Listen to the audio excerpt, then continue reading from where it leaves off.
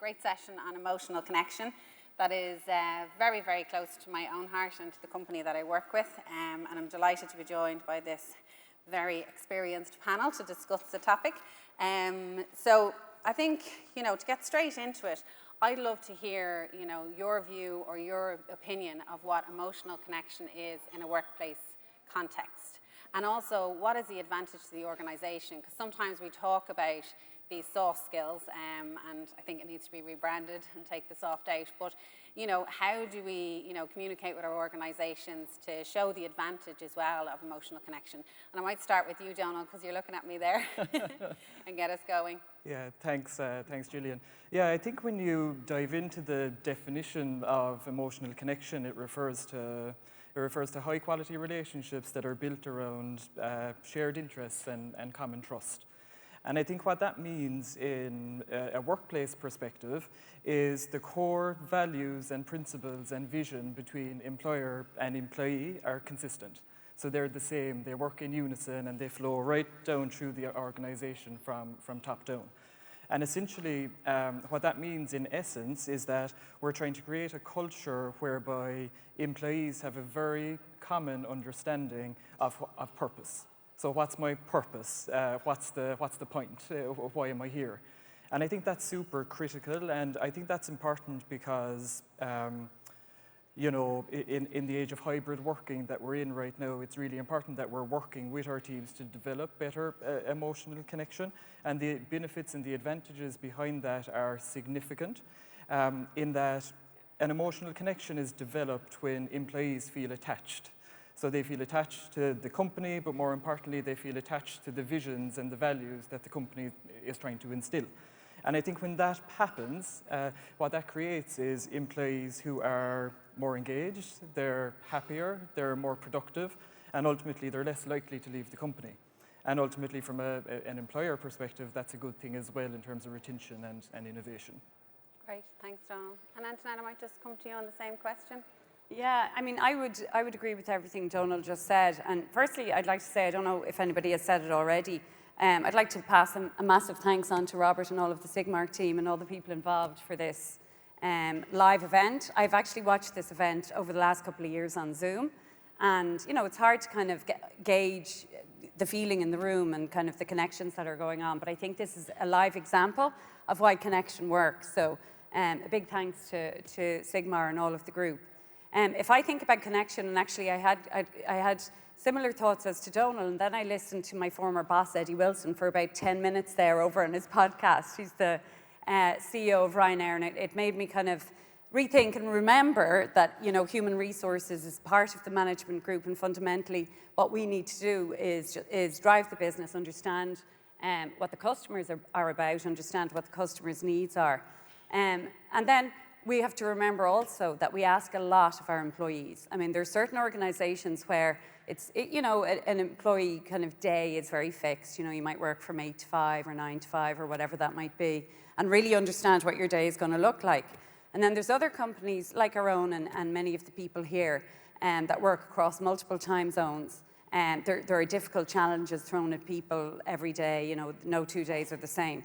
And so we ask a lot of people. We ask them to be extremely flexible, and we provide an element of flexibility as well.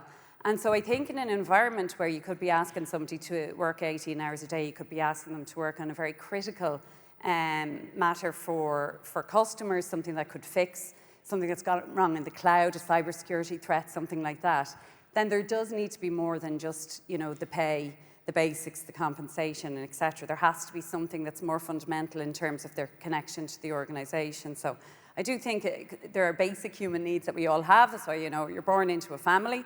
You join when you're a teenager, and I have teenagers, they kind of veer towards their friends at that age, and then eventually have a 20-something-year-old, they kind of come back to the family. But we join certain groups for a reason.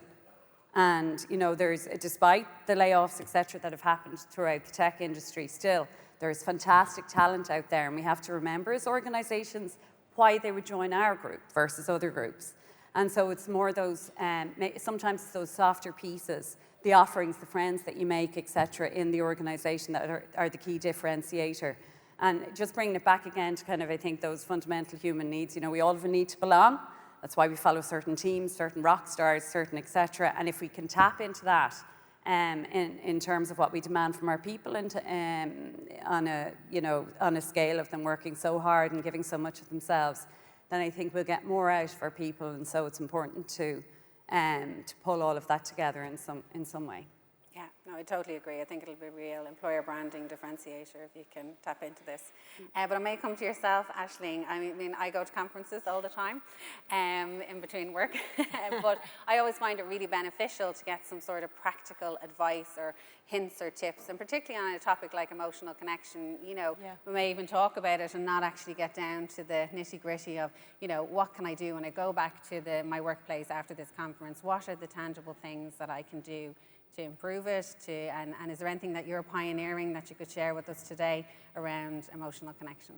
Yeah, I think for HR to take something practical and drive an emotional connection, we need to create the threads that bond people together so that we can build trust. It's hard to have connection with an institution. If you've got a big organization and it's making record profits, but you're sitting there probably in your house for a lot of the day, maybe the social fabrics aren't as clear as they used to be, because we used to all bundle into an office, go for drinks together, all those kind of things. They've sort of disintegrated a little bit.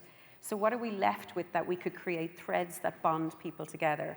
And I think in a way, it's back to the fundamentals. It's the relationship with my boss. Do I trust my boss? Is that somebody who has my back, who cares about me?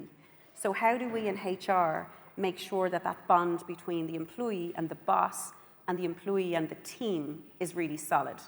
And for me, it's about linking them together. So it's like, do we have bosses who feel accountable that they should have to give people feedback? Because that's one way of giving people that trust. If you create trust from, say, from the virtue of, if we know that if people get 5 pieces of positive feedback, they will deepen trust with their boss. And it gives the boss a license to give more developmental, more constructive feedback, for example. So have we got things in place that kind of pushes the manager to feel accountable to give feedback? What do they talk about in their check-ins? It's not just, oh yeah, bosses and employees have check-ins together and they all have their monthly one-to-one. I think in HR we have to go a little bit deeper and go, yeah, but what are they talking about? Are we helping that boss have a great coaching discussion? Are we making sure these people have development goals? And then we have to do the analysis on it and really thread back, like, are we developing these experiences in the organization? So what percentage of our people are actually getting feedback regularly? How many of them are checking in with their people? What percentage of our people have development goals? Is it less for women than men? And I think we have to be an awful lot more purist about analyzing these things, not just assuming it's happening, but making sure that those trust little threads are happening and that we're pushing the organization to do as much of this so that they can build trust together. And even bringing the team back into it, because in many ways, people work for the team. It's like if you have a really ambitious goal, and it does take the late nights and the long hours and all that kind of stuff, we've got to create those bonds with the team that we're all in it together, So again, what are we doing? What threads are we creating to bond the teams together? Do we facilitate them to give each other feedback? Do we facilitate them to kind of win together and recognize it and celebrate successes when it happens? And I think we have to be a lot more disciplined about that. I know we all know these things are important and they should happen, but I think HR need to push a discipline that it happens. I loved yesterday at Base Camp, you were there, I think, when NASA talked about when they're hiring the astronauts, they hire the team and they're very focused on the team and how they all interact together. And I think that's really powerful. It's one of the things I took away from yesterday. Donald, I might come to yourself as well, again, practical examples or anything you're pioneering in this space. Yeah, well, first of all, I would completely agree with everything said by Aisling as well. I think what's important as well, just to add on to that, is having robust mechanisms around capturing employee feedback and employee sentiment. And I think that's crucial as it relates to emotional connection, especially. And I think ways that we can do that, something that we use ourselves at the moment, are some very simple techniques around capturing the voice of our employees, whereby every day we ask our people a question. And that question could vary every day from culture to environment to job to manager, et cetera, et cetera. And based on the scores and responses to those questions, we can then easily determine where do our employees need help the most. And I think that's important because employees need to feel like they're part of the culture and they're drawn towards the culture as opposed to being pushed towards a culture. And I think key to that is sense checking their feedback, making sure that we're listening to their feedback and then that we're doing something about their feedback. I think that's one part of it, but I think all the work that we do on that side of things is worthless unless we've a closed loop mechanism back to our employees to tell them what we're doing. So we've built up a good partnership, a great partnership with WorkVivo, for example, whereby we use that platform to circulate back to our employees what are we doing about the feedback that they're sharing with us. And that's been really effective and scalable as well, because it's a mechanism that allows us to, number one, you said this, we're doing this, but we can check how many employees have seen what we've done, how many people have liked what we've done. And that's very powerful. That's a very powerful tool to be able to have, because then you can adjust your approach and go a different direction if employees aren't satisfied with a particular action or actions that you're taking based on their feedback. So I just think that overall employee experience lens and having scalable mechanisms to capture that is critical. Great. And Jeanette, have you anything to add? Anything that you're pioneering in Ireland? Yeah, well, we're pioneering a lot of stuff, and we're also customers of WorkVivo. In fact, I think we might have been the first international company, and we're superbly happy with all of the different components, and we have great utilization of that platform. We do live podcasts, actually, with executives and things like that, which really bring executives into people's homes, especially during COVID. But I think the most practical tip that I have, even though it's broad, is no matter what you do in this space, you've got to be 100% authentic and don't change with the wind. So make sure your foundations are right and solid, etc. And make sure that when you come out with different programs or different things that you want to roll out to employees, that they come from a place that really connects, as I said earlier, your customers with your employees, deeply connected into the business, and be authentic then in everything that you do in terms of the rollout. So that for me is the biggest piece, because I've seen, at different times in different organizations, etc., when people kind of change too much, you just lose that trust that Aisling was talking about earlier. And so if you're going to bring in something, if you want to bring people into the office or you don't want to bring people into the office, whatever works for your organization, but do it for an authentic reason, that they're required to be in for the customer, or for the product that they need to design, or whatever that might be, and then stick with it. And then they'll trust you and they'll follow you along the journey, and you'll get the best out of them for the long haul. Brilliant, thank you. And on the first panel, I think Michelle really set an amazing scene of kind of what the outside context is for organizations. So I've seen a lot of change. There's been layoffs, the return to the office, the pull to the office.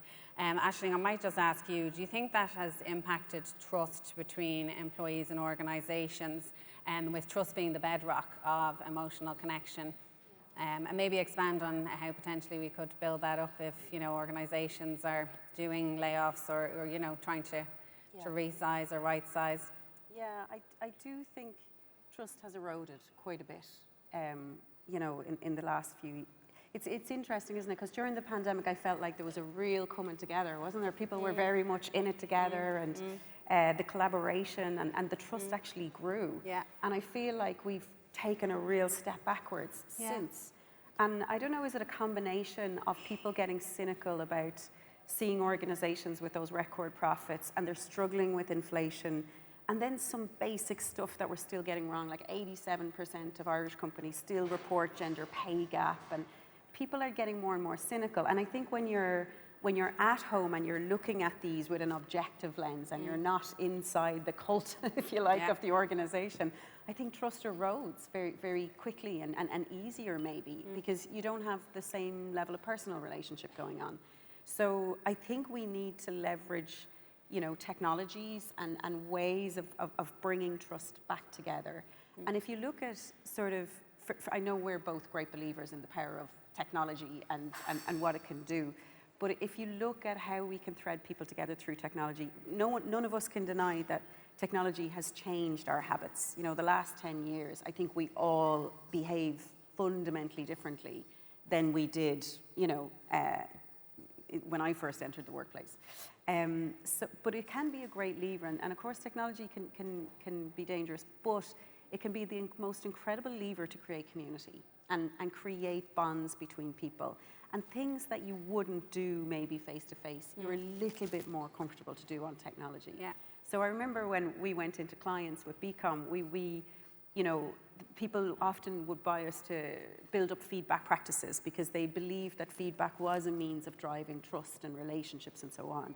But they couldn't figure out whether feedback was happening or not. It was kind of like, everyone knows it's a good idea. Every manager nods and goes, yeah, that feedback thing, it really helps. And no one wants to walk into a performance review and get a surprise, so we should have So intellectually, we all agree it should happen. But actually, we haven't got a habit of doing it, and that's the beauty of technology. You can create these habits. You can trigger people to behave in a certain way. You can have nudging. You can have pop-ups. It's the same way that all technologies have kind of created an addiction among us. You can embed habits in an organization, and I think that's the beauty is, if you employ new tools and technologies, you can drive people to behave the way you want them to. Yeah. And that's, I think, a real way of putting some bedrocks in place that you can build trust from. In the end, it's about people and relationships.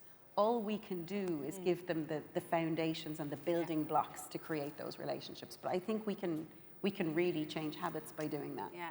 We did a round table yesterday, and I thought it was really interesting.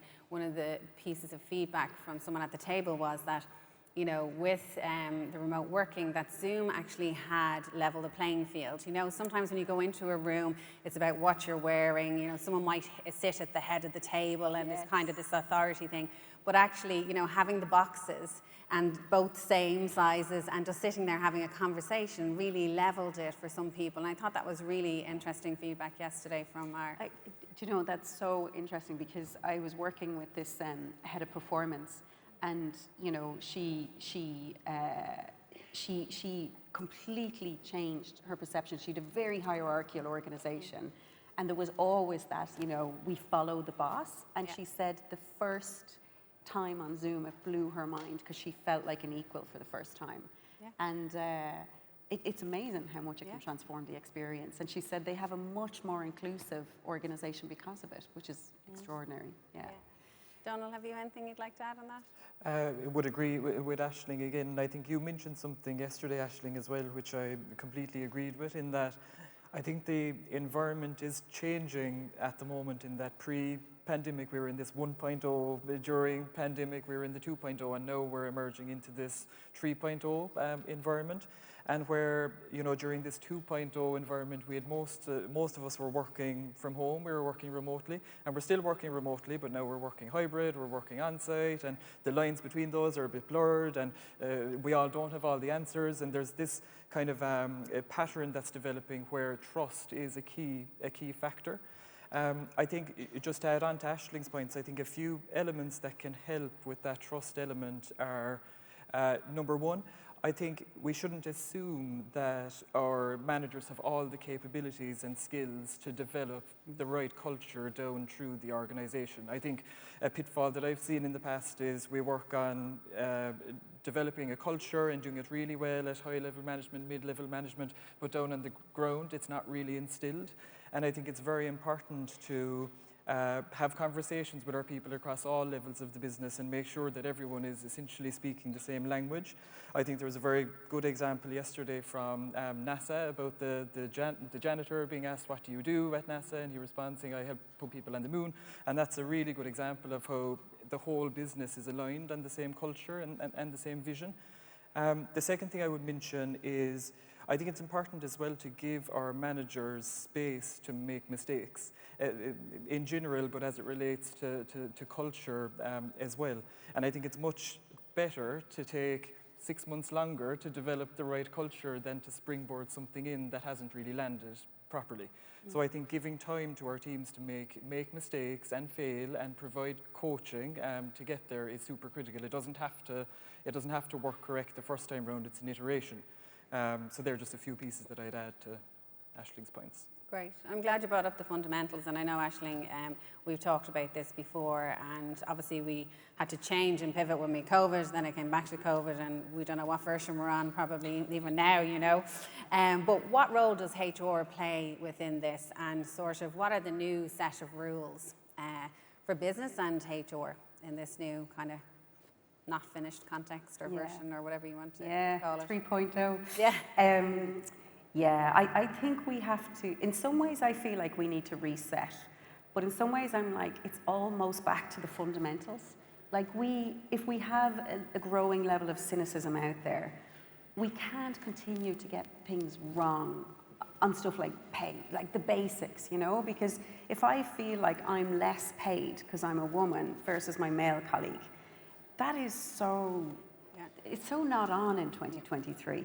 But maybe it's about, do we want to help the managers get those decisions right? Like they should have the real-time pay and understand that if I'm making a pay decision here, that leaves my female colleague 20% behind her male colleague. And I actually need to adjust that now.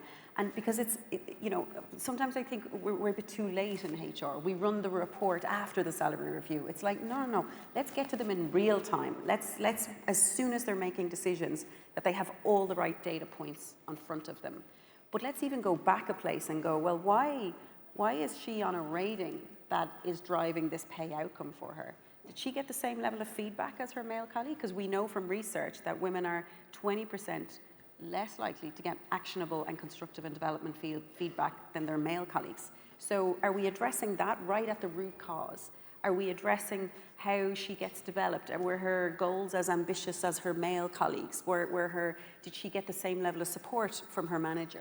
So I think we need to get a lot more challenging and disciplined about some of the stalwarts of the employment relationship, because I feel like the last few years we've had to invest heavily in well-being and learning and development.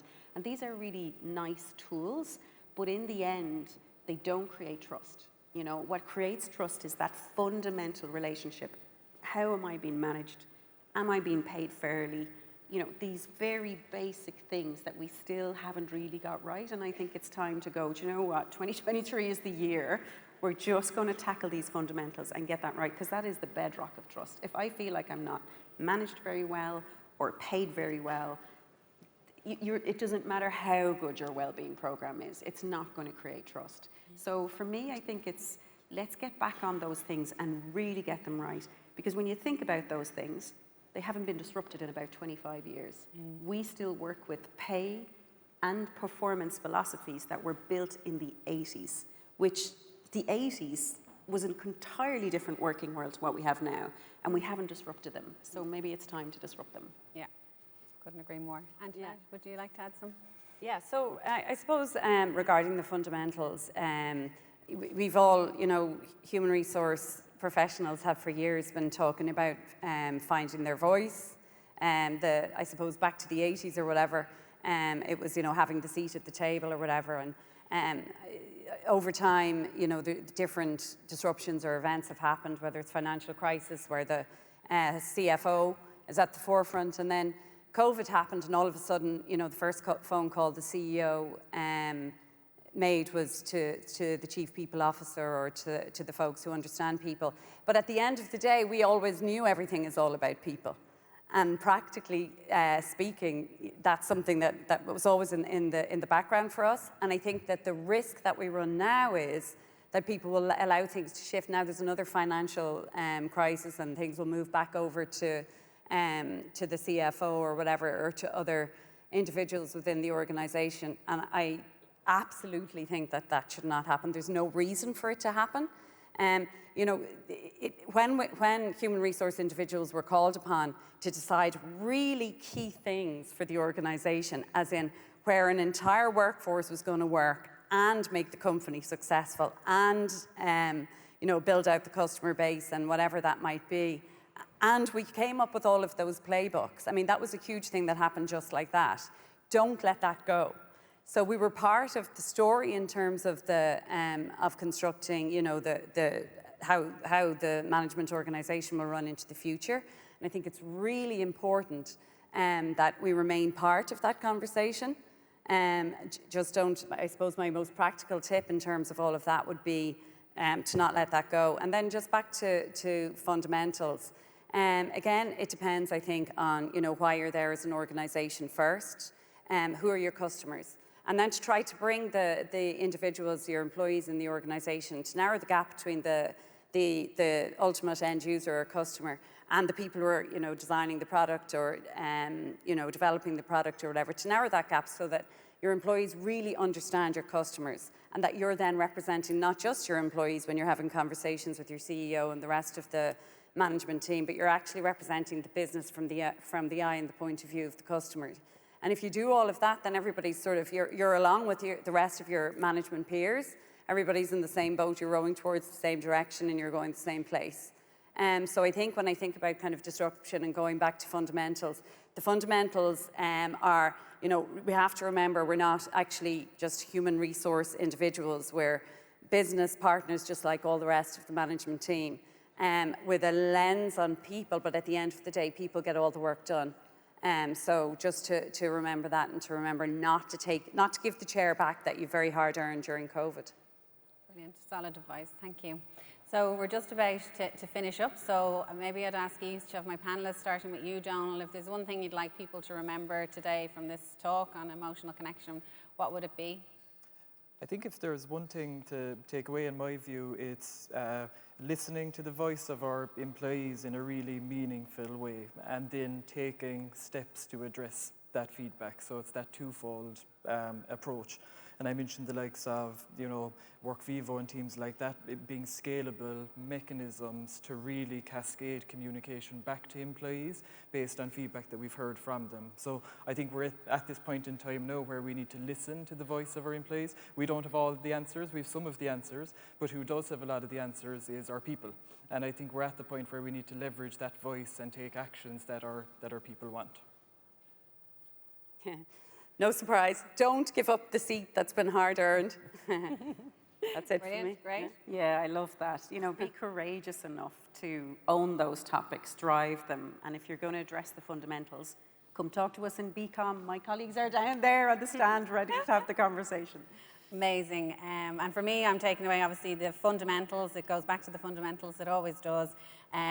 Focus on your people managers, robust feedback loops, draw people to your culture, make sure you're authentic, and make sure you're weaving in those trust threads in real time. And, I think Robert said it, soft power is our superpower, and I really love it. But I also think it's really important, the power of words. We should reframe it as not soft, it's critical and essential. And I think it'll go a long way if we build on our emotional connection to build sustainable and resilient businesses into the future. So thank you all very much.